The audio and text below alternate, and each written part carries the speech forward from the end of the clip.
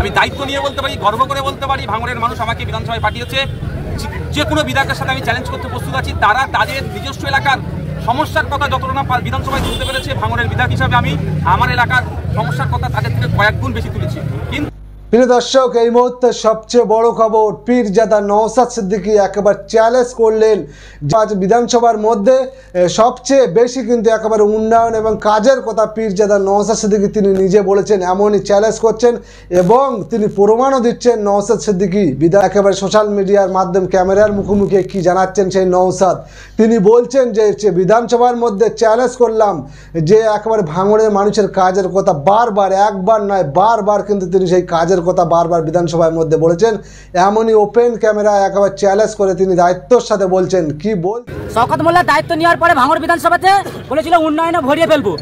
গোপন সূত্রে খবর আসছে শওকত মোল্লা ভাঙড় ছড়াচ্ছে বা ভাঙড়টাকে দায়িত্ব তারা ছড়ে যাচ্ছে। কি আইএসএফকে ভয় পেয়েছে এবং কি জানাবেন? দেখুন, আমি একটা কথা বলি, কে ভাঙড়ের দায়িত্ব পাচ্ছে না পাচ্ছে, তিনি বিধানসভায় আসার পরে ব্যাপক উত্তপ্ত হয়েছিল ভাঙড় বিধানসভা। যে নটোরিয়াস ক্রিমিনাল, যাকে মমতা ব্যানার্জি ডাইরেক্ট সার্টিফিকেট দেয় তুই বোম্বা দিস, তার কাছ থেকে গোলাপ ফুল আশা করা যাবে?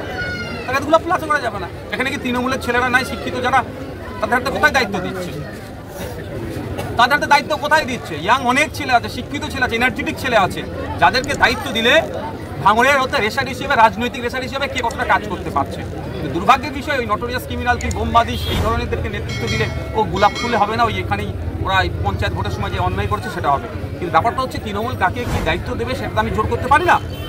তাকে দায়িত্ব দিয়েছিলেন, আগামী দিনে কাকে দায়িত্ব দেবেন সেটা তাদের দলের একান্ত অভ্যন্তরীণ ব্যাপার, আমি কিছু বলতে পারবো না। শুধু এতটুকুই বলবো, ভাঙড়ের 5টা লাইব্রেরি আছে বন্ধ হওয়ার উপক্রম, বেশ কয়েকটা বন্ধ হয়ে গিয়েছে, সেইগুলোকে খোলার জন্য তো আমি বারবার বিধানসভায় বলেছি।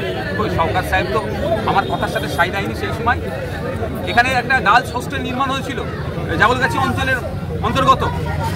ভাঙড়ের মাইনরিটি তথা মুসলিম মেয়েরা উচ্চশিক্ষায় শিক্ষিত হবে থেকে পড়াশোনার জন্য হোস্টেল হয়েছিল, কিন্তু দুর্ভাগ্যের বিষয় সে হোস্টেল আজও পর্যন্ত চালু হয়নি, অন্য কাজে ব্যবহৃত হচ্ছে। এই ধরনের প্রতিটা ক্ষেত্রের কথা আমি বিধানসভায় উত্থাপন করেছি। প্রিয় দর্শক, আপনারা দেখেছেন পীরজাদা নওশাদ সিদ্দিকী তিনি কি বলেছেন, একেবারে সে বিধানসভার মধ্যে তিনি কি বলেছেন আপনারা অবশ্যই শুনলেন ভিডিওটি। যে একেবারে নওশাদ তিনি কিন্তু একবার প্রকাশ করলেন যে একবার বিধানসভার মধ্যে যদি সবচেয়ে বেশি কাজের কথা বলে থাকে, কিন্তু সেই পীরজাদা নওশাদ সিদ্দিকী তিনি কিন্তু সেই কাজের কথা বলেছেন, একেবারে ভাঙড়ের মানুষের উন্নয়নের কথা বলেছেন সেই পীরজাদা নওশাদ সিদ্দিকী। একেবারে সোশ্যাল মিডিয়ায় সেই একেবারে ক্যামেরার সামনে হয়ে তিনি কিন্তু একাধিকভাবে কিন্তু জানিয়েছেন। আর ভিডিওটি আপনারা বেশি বেশি করে শেয়ার করবেন, আর নতুন হয়ে থাকলে চ্যানেলটি সাবস্ক্রাইব করবেন। একেবারে বিধায়ক হতে যদি হয়, এমন ভাঙড়ের মতন বিধায়ক এমএলএ নওশাদ সিদ্দিকী, তানার মতন কিন্তু এমএলএ আর পশ্চিম বাংলার মধ্যে কিন্তু একটাও নাই। আপনারা দেখছেন, আপনারা অবশ্যই ভিডিওটি শেয়ার করবেন, নতুন হয়ে থাকলে চ্যানেলটি সাবস্ক্রাইব করবেন।